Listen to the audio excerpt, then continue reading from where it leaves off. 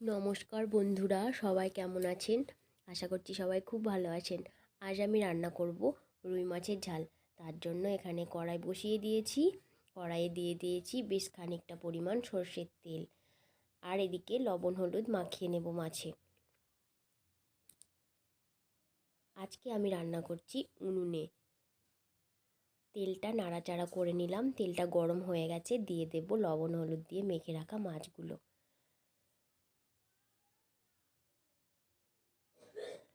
মাছগুলো ভেজে নেব। একদিক ভাজা হয়ে গেছে, অন্যদিকে উল্টে দেব। পুরো রান্নার ভিডিওটা দেখতে থাকুন, আশা করছি আপনাদের খুব ভালো লাগবে। আর উনুনে রান্না করার মজাই আলাদা। এই শীতের দিনে উনুনের পাড়ে বসে রান্না করতে খুব ভালো লাগে। কার কার উনুনের পাড়ে বসে রান্না করতে ভালো লাগে অবশ্যই কমেন্ট করে জানাবেন।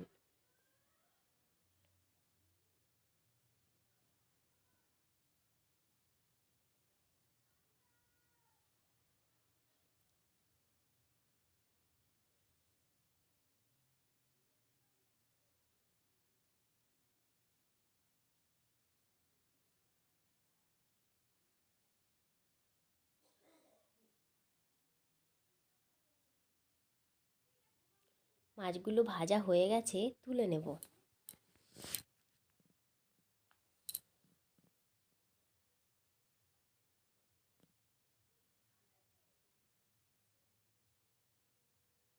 একইভাবে বাকি মাছগুলো ভেজে নেব।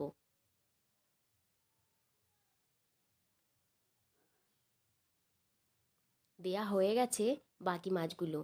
একদিকটা ভাজা হয়ে গেছে, অন্যদিকে আবার উল্টে দেব।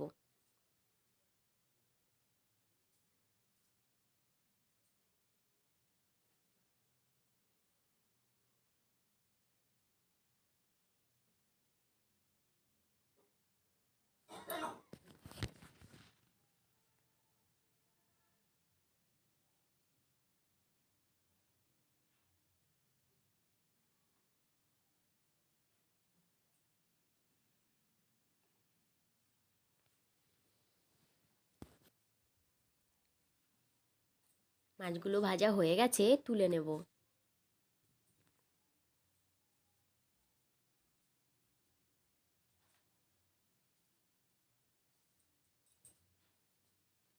মাছগুলো তুলে নিয়েছি। ওই তেলের মধ্যে দিয়ে দেব তেজপাতা, গোটা জিরে, শুকনো লঙ্কা, আর দিয়ে দিয়েছি গোটা গরম মশলা। মশলাটা একটু ভেজে নেব। মশলাটা ভাজা হয়ে গেছে, নেড়ে নিয়েছি। এরপরে দিয়ে দেব পেঁয়াজ কুচি।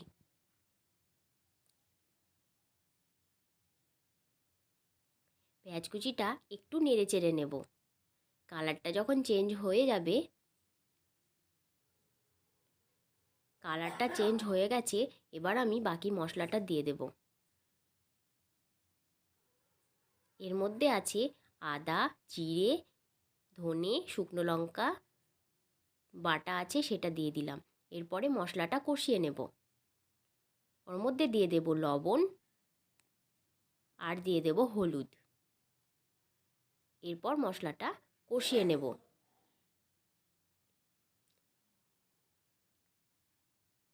এই সময় জালটা একটু কম দিতে হবে, নাহলে কিন্তু মশলাটা পুড়ে যেতে পারে।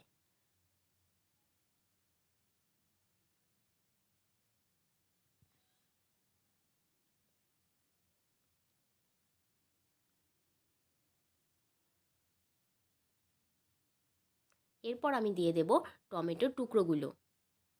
টমেটোর টুকরোগুলো দেওয়ার পর আবারও নাড়াচাড়া করে নেব।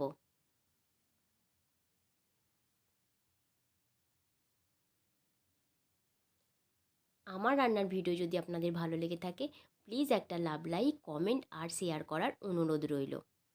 আর বাড়িতে অবশ্যই এভাবে রুই মাছের ঝাল একবার বানিয়ে দেখবেন, খুব ভালো হয় খেতে।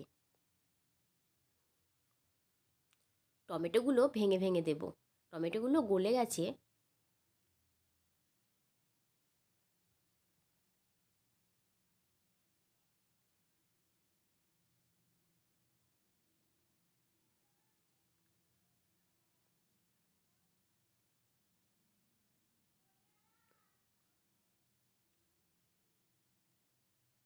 ভালো মতো কষানো হয়ে গেছে।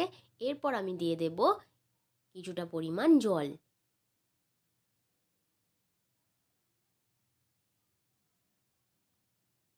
জলটা দেওয়ার পর আবারও আমি ভালো মতো নাড়াচাড়া করে নেব।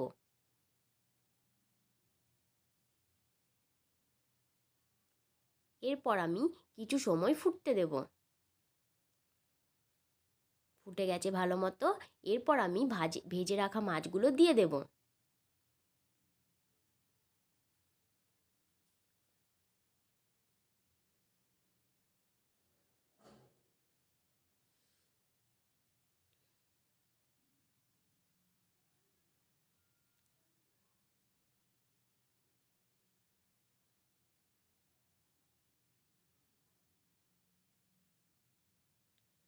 মাছগুলো দিয়ে দিয়েছি। এরপরে একটু নেড়ে নেব খুন্তির সাহায্যে। খুব হালকাভাবে নাড়তে হবে, নাহলে মাছগুলো ভেঙে যেতে পারে।